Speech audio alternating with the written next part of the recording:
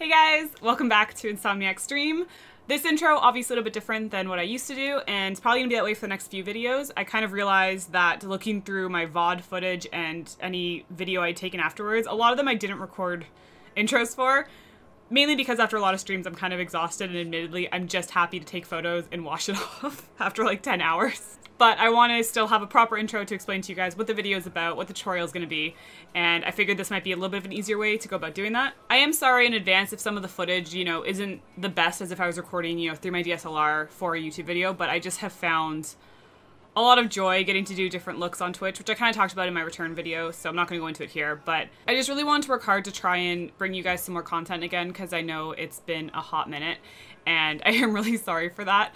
So hopefully I can still, with the voiceover and stuff, this can still be a pretty easy to follow along process. So you might be seeing a few of these intros coming forward just because they're a little bit easier for me to properly film now and give you guys a little more information on what the look was about. For instance, today's tutorial was nicely named Infected in my head because it came about with conversations talking about games like Dead Space with like parasitic aliens and Carnage from the Marvel universe and just like squishing them together.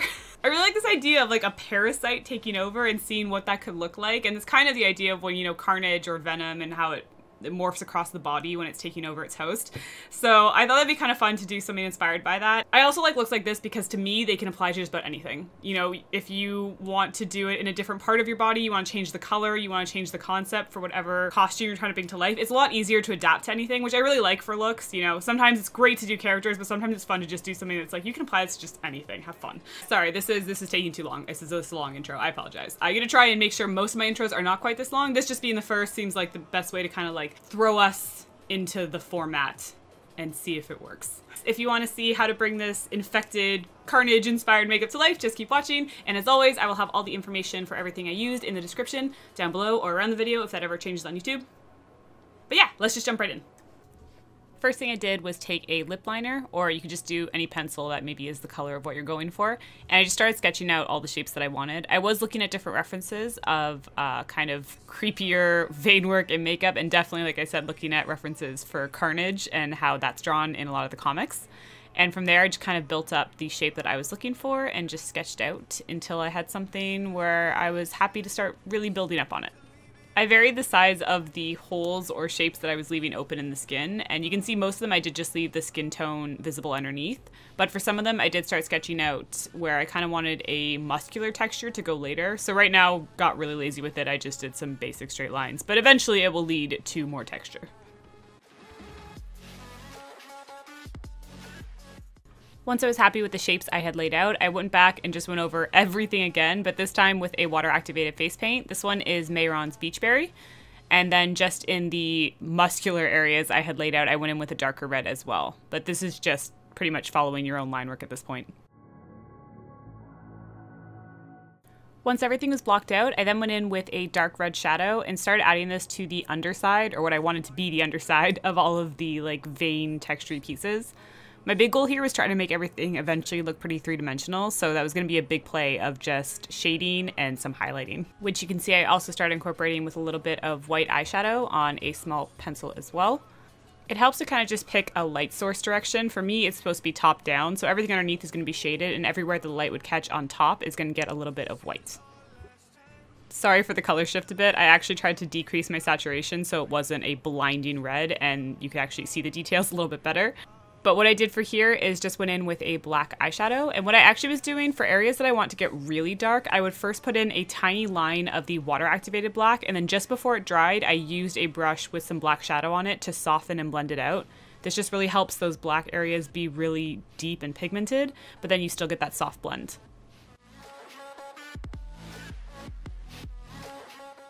Jumping to the eyes, I did want to do a look that pretty much matched the feel of the paint, so I went for a really dramatic red eye that would look a little bit more on the irritated side, kind of playing up that sickly feel. So my base color was Love Plus from Sugarpill, and just used that to blend out in a really large cat eye shape. And then I used a little bit of black to deepen the contours, and then gave myself a cat eye liquid liner. With moving back to the chest piece, I went ahead and took a brown eyeshadow and started using this as a kind of drop shadow underneath where this piece would be sitting. This is probably the most subtle step of shading I was attempting, so you probably could skip it if you wanted to. I was just trying to see how good I could do at trying to mimic something a bit more three-dimensional. And then with the same dark red shadow I was using before on the bottom sides of the veining, I then went ahead and added a little bit to the chunkier areas of red just so they weren't so flat and had a little bit more shine and shadow to them. And then comes the most fun part by far, which is finally going in with the water-activated white paint. This one's just really fun because it's by far the brightest, so you can actually start adding like real shine to the whole piece. And I pretty much followed the same areas of where I thought light would catch and then added a few little pieces here and there where I thought it would help it look a little bit more shiny and raised up on the skin.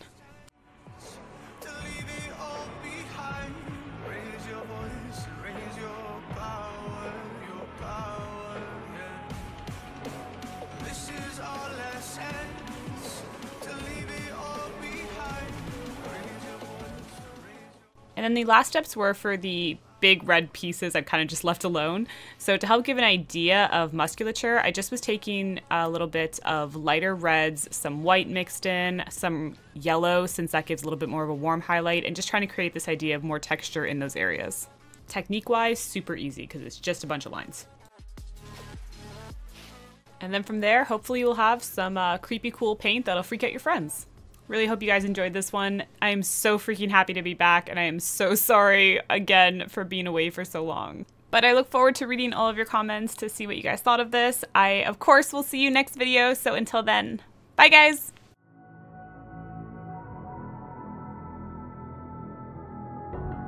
How did you find a way to run from the city of the sun?